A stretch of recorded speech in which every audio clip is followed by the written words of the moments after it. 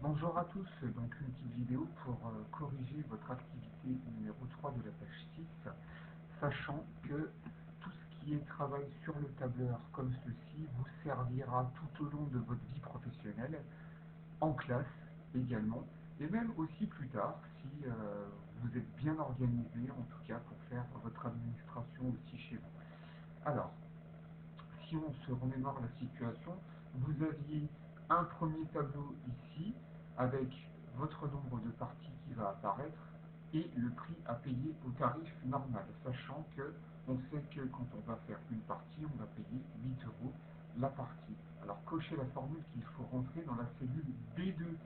Donc la cellule B2 ici, je vous rappelle qu'une cellule sur Excel, une formule démarre toujours par égal.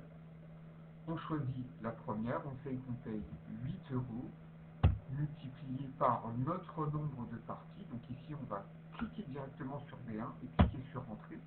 Une fois qu'on a fait ceci, l'avantage c'est que sur le tableur, en fait, pour aller beaucoup plus vite, pour vous éviter de taper à chaque fois égal 8 multiplié par B2, etc., on se met sur la première cellule, vous avez le petit carré en bas à droite, on clique gauche dessus, maintenant appuyé, et on va recopier notre formule vers la droite.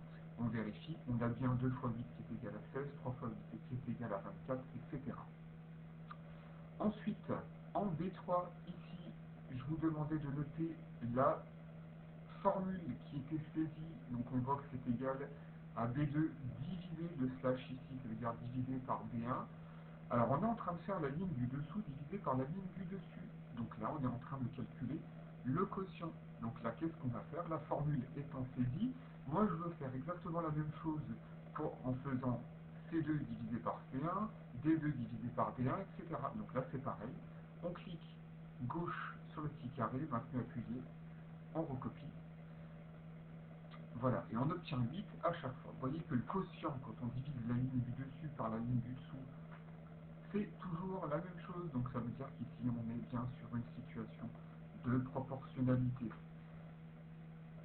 Alors, on va modéliser notre situation de proportionnalité. Donc je sélectionne mes cellules ici de B1 jusqu'à K2. On va faire insertion. Je vais choisir mon image de point et j'obtiens mon image de point et on voit que nous avons les points sont alignés avec l'origine du repère. Donc ça veut dire que si on trace une droite ici, on a une droite qui passe par l'origine du repère, ce qui montre bien qu'on est bien sur une situation de proportionnalité. Alors on va passer à la situation numéro 2. Alors la situation numéro 2 est un petit peu différente parce qu'on a un abonnement mensuel de 15 euros à payer et après on paye 4 euros par partie. Donc là, en B7, on va saisir la bonne formule. On démarre toujours par égal, ça c'est important. 15, on sait qu'on paye 15 euros d'abonnement quoi qu'il en soit, et on va rajouter 4 euros par partie payée. Donc là, pareil. Alors, soit on clique sur B6, ce qui fonctionne aussi, soit on clique sur B1, c'est la même chose. Hein, vous voyez qu'on a le nombre de parties aussi ici, peu importe, ça fonctionne pour les deux. On n'oublie pas de cliquer sur Entrée. Donc, si je paye une partie, dans la formule numéro 2, dans la tarification numéro 2, on a bien nos 15 euros d'abonnement, plus nos 4 euros pour la partie qu'on aura payée. Une fois que j'ai fait ça, on fait la même chose. On va recopier sur la droite. Et voici la tarification. Alors, là, ce qui est intéressant, c'est qu'on peut vraiment comparer avec la tarification précédente, en fait. Hein, et c'est l'avantage aussi d'Excel. Si là, ici, je fais 5 parties, ici je paye 35, ici je paye 40. Vous voyez que là, la formule est plus intéressante. Ici, je paye 32, ici je paye 31 euros. Ici, je paye 27 si je fais 3 parties, ici 24. Donc ça veut dire que jusqu'à 3 parties, la formule 1 est plus intéressante. Mais passé à la quatrième, vous voyez ici que la formule numéro 2 va être plus intéressante à partir de 4 parties. Alors ici, je vais vouloir calculer mon quotient comme pour le tableau numéro 1. Donc je commence ma formule par égal.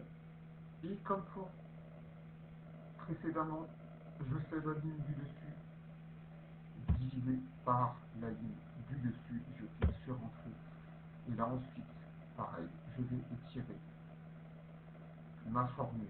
Là, vous voyez que les quotients ici, les quotients sont différents. Donc, on n'est pas sur une situation de proportionnalité. Alors, on va faire comme tout à l'heure, on va modéliser notre situation par un nuage de points, insertion graphique.